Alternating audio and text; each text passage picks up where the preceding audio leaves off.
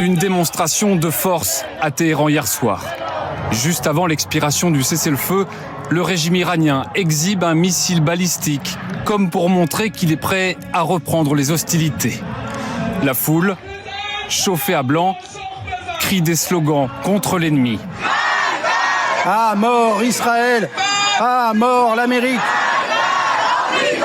À peine Donald Trump a-t-il annoncé la prolongation du cessez-le-feu pour donner une chance aux négociations que la bataille navale a repris ce matin dans le détroit d'Ormuz. Les Iraniens ont tiré sur 3 porte-conteneurs, l'Euphoria et le MSC Francesca battant pavillon panaméen et l'Epaminondas sous pavillon du Liberia. On le voit sur cette carte radar, ce dernier bateau provenait des Émirats Arabes Unis. Il débranche son émetteur avant de se reconnecter à 5 heures ce matin.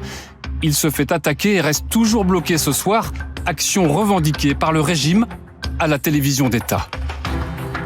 La marine des gardiens de la Révolution annonce la saisie de 2 navires en infraction dans le détroit d'Ormuz. Les attaques sont menées par ces centaines de vedettes rapides des gardiens de la Révolution. La flotte dite moustique pour son agilité et sa capacité de nuisance.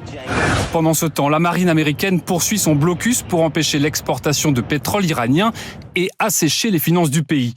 Mais selon le Financial Times, 34 tankers auraient déjà réussi à le contourner. Donald Trump, lui, affirme que sa stratégie est payante. L'Iran s'effondre financièrement. Ils veulent l'ouverture immédiate du détroit d'Ormuz. Ils sont à court d'argent. Ils perdent 500 millions de dollars par jour. Le président américain laisse entendre que les négociations pourraient reprendre d'ici à vendredi. Le régime iranien s'en amuse et publie cette vidéo réalisée avec l'intelligence artificielle où Donald Trump s'impatiente face à des chaises vides.